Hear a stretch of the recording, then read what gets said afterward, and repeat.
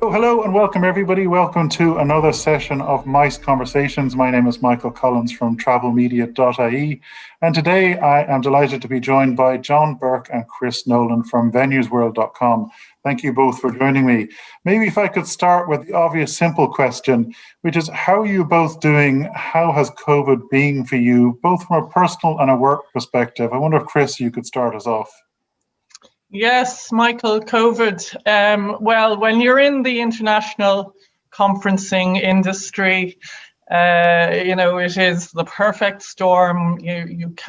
People can't travel and people can't meet. So we are redundant, It was an absolute shocker. I'll never forget it really because of the international dimension to our business. We had a large group in Singapore in January of last year, and we successfully ran that event straight after Christmas. The team were down there literally on New Year's Day getting that away, and they flew home, and suddenly this news was trickling through. And for us, kind of the immediate impact was, oh my God, we've had a team in Asia, are they okay? What do we even do about knowing if they're okay?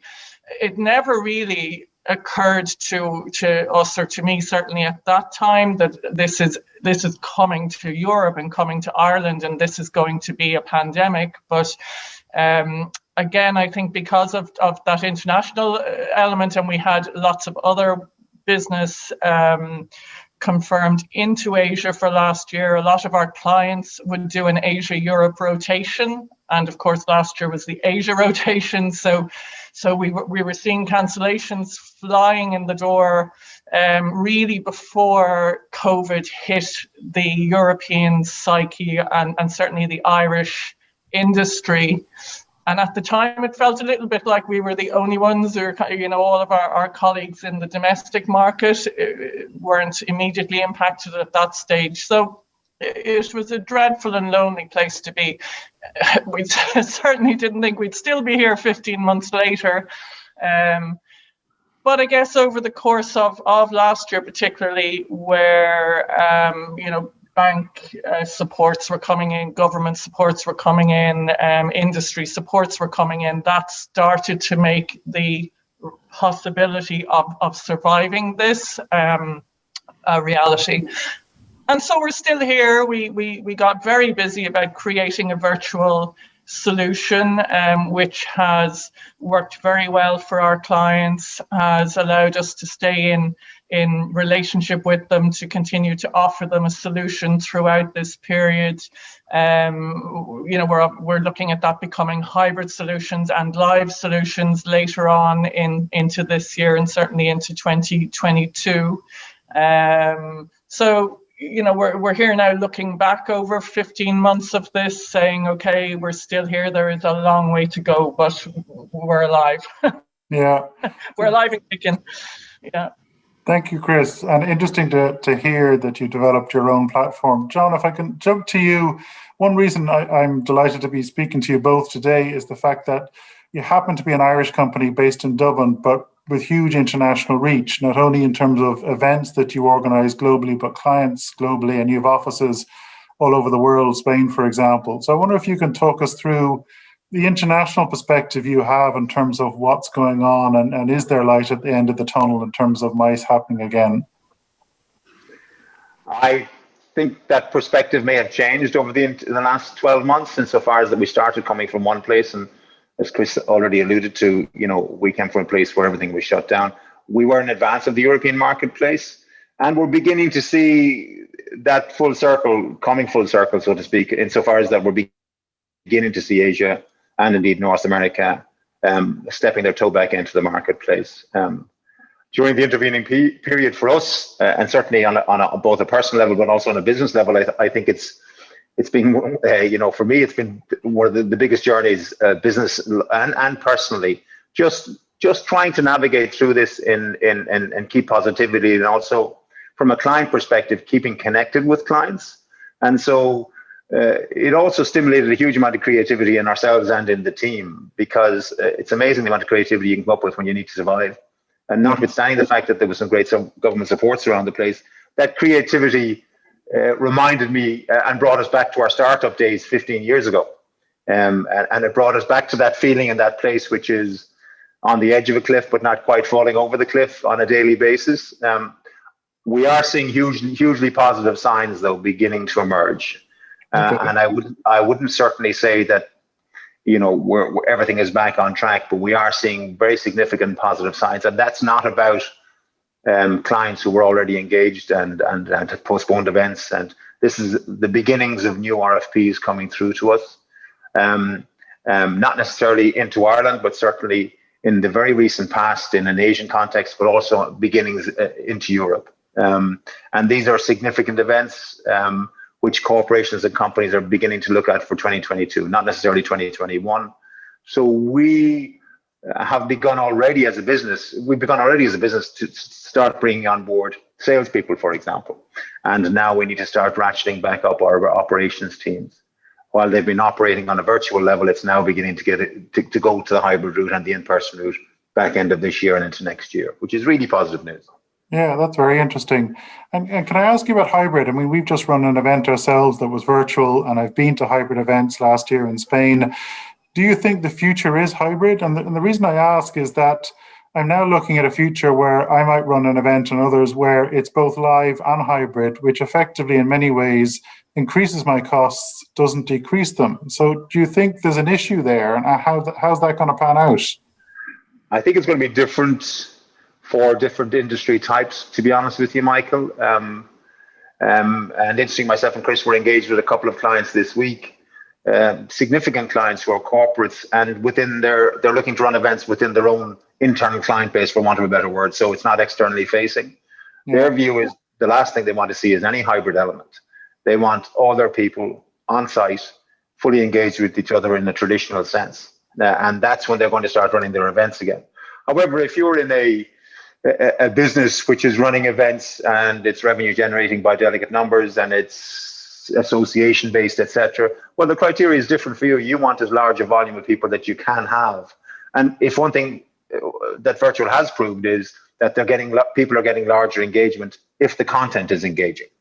And so that same applies. And I think there's a level of hybrid that we're going to be living with, the wrong word, that's going to be part and parcel of the major, larger events. I think for me and also for corporate clients and for us, what we're seeing initially, and it is very initial, is that they're running the hybrid element because they have to.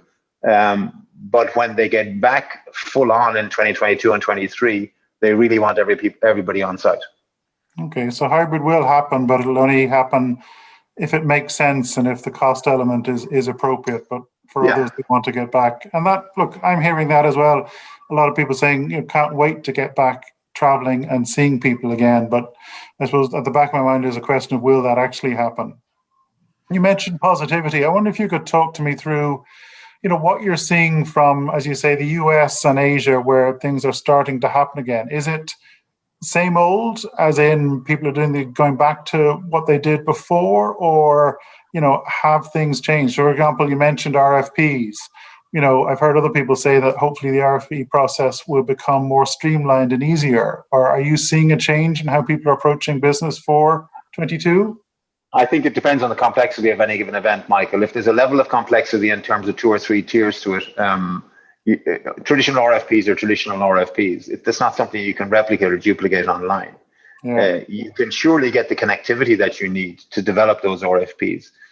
So, for example, Chris and myself have just literally come off a call with, I think, 26 partners from across Europe. We've done a monthly review, and all of them had a different opinion as to when to start pouring money into marketing spend again. Was it May and June this year to generate RFPs, or should we be waiting until September, October to generate business into 2022? And all of them were having different experiences. So our colleagues in Athens had received 22 RFPs in the month of March for 2022, which is a huge amount of RFPs. Now, whether that's down to the Greek authorities and the convention bureau is driving more messaging, whether it's down to Greece being a sunny destination and people want to get back to it quickly, whether it's down to space and it not being there. But all of those elements need personal and local and knowledge that can drive the RFP process. And And that to me will always be that way, because there are so many different elements to significant pieces of business. If it's one or two dimensions that a piece of business is, so it's just a venue that somebody's looking for, or it's just an airline structure, or it's just an evening event, then for sure those RFPs are more simple to manage. But anything that's multifaceted, anything that's got different layers to it, anything that requires real local knowledge, the traditional RFP process is the way that it will go. And obviously anything that's got scale. For smaller groups, that necessarily doesn't apply. Okay, that's interesting, and it makes sense, but it's also interesting. I've heard a lot of people talk about, hopefully the cumbersome RFP process may change, but maybe there's a reason it was cumbersome in the first place. Chris, can I ask you, in terms of what I'm seeing going forward is maybe in 2022 events being more regional before they become fully international. Would you agree with that, or are you seeing people really launch back into full-on international again? Yeah, we're not seeing any of the inquiries or any of the conversations that we're having with our existing client base are looking for those fully global interactions again. I think one of the things that we saw coming out of the 2008 recession for smaller regional meetings over the course of 12 months. And what they learned from that was that their marketing director and their sales director and their product directors spent an entire year trying to deliver, 4 conferences instead of killing it over the course of 4 days and getting everyone in the one room. It's incredibly time consuming to plan a regional meeting for 200 people, and you can do the same job for 800 people, with the same amount of human resource and time, and not to mention the fact that actually the economies of scale and the budgets are totally stretched by regional meetings. So, I think many who were there before will avoid that if they can, and the solution is to try and bolt on a hybrid or a virtual element for the moment, and then get everybody back to global meetings as soon as possible. Interesting. Yeah, that makes a lot of sense. John, can I ask you, are there trends that you are seeing then? Because what I'm hearing is a lot of people want to get back to what they know worked before. RFPs working, the same way they did, and full-on international events because of economies of scale. Are there trends that have come out of this period that you think we'll see in the future? Well, I think digitalisation of the marketing, messaging, and communication and content is not only here today, and it has been to the past, but it's been greatly heightened over the last 12 or 18 months, and that's going to continue to grow. I think content, which is interesting through the virtual space, is more condensed, and you're looking for quality. And I think that may replicate itself in the real in-person, live experience as we go back to that. A higher quality of content, but also shorter snippets. I know virtually at the moment, the 8x8 structure, or 8 minutes, etc., or 15 minutes is that maximum. I certainly don't think it will be that, but I think for sure one of the big changes may very well be in terms around content delivery. You're not going to be sitting through 2.5 or 3 hour sessions with multiple PowerPoints, etc. I think shorter and higher quality is where it's all about. And I also think the experiential element of events is going to become equally important, because people are craving that. So that requires a level of creativity around it that is not just about the nuts and bolts and the logistics of putting an event together. And I think those people who can deliver a level of creativity, or certainly a level of journey mapping, I suppose is a better description. That's kind of industry phraseology. It's not meant to be, but really mapping out a journey with a client, or a client mapping out a journey with a destination or a venue, is really important, and it's becoming more and more important. And that goes back to the experience that people are having, and the networking opportunities around that. That makes sense. And Chris, would you agree? I do hear from a lot of people that they want to get back to travel, but they feel that maybe they will probably travel less going forward, and there'll be more selective about the conferences and events and business travel that they'll do going forward. And maybe, as John says, higher quality will attract the right people, and the bar will be raised. I think again, harking back to, I suppose, post 9/11 days, where a lot of us were never going to fly again, and off we went as soon. It becomes the normal again quite quickly, and I think that people will go back to a lot of traveling because there's such value in these meetings, and there's such an amount of valuable connection and work and selling that can be done in 2 days face to face at a conference, and it just can't be replicated. So I think people will travel where it is to their benefit, where they see the value and where it enhances their work or their life experience. But what will be allowable now is for people who don't want to go to say no, and to say no. I won't travel, but I will access it remotely. I'll live stream it, or I'll access the content. So I think people are going to have more of a choice around whether they need to attend a conference to get access to new information about products, maybe, or some of the more educational rather than network/sales related conferencing. So people will pick and choose, I think, where the value lies. Yeah, that makes a lot of sense. Well, certainly everything we've discussed, one, I'm on the same page as you both, and I'm delighted to hear people in your position with your experience to be so positive and looking forward. That said, we're all based here in Ireland at the moment, and I've just come off a flight, as you both know, and it was a flight specifically to beat a COVID hotel quarantine. What are your thoughts on the fact that there are complexities ahead of us in terms of, we're hearing, we're aware that the digital passport or certificate is being developed. There will be testing going forward. What are your thoughts on how we as an industry navigate all those elements? Because it's not going to disappear overnight. It's going to be incredibly complex for us. It already is. One of the things that we heard on our meeting with our network, our partners earlier today was, in all destinations, people are not sure, as the conference organizers and as the hosts, what is required of them, and whether protocols that were developed 6 months ago, or as a very early and urgent reaction to the problem, whether they still stand, whether they're relevant, whether somebody who's vaccinated now is different to somebody who isn't. Well, of course they are, but nobody knows really what to do, and I think that's the big difficulty is getting clarity. And when people don't know what to do, they tend to do nothing, in my in my experience. So we really need to get access to very clear guidelines,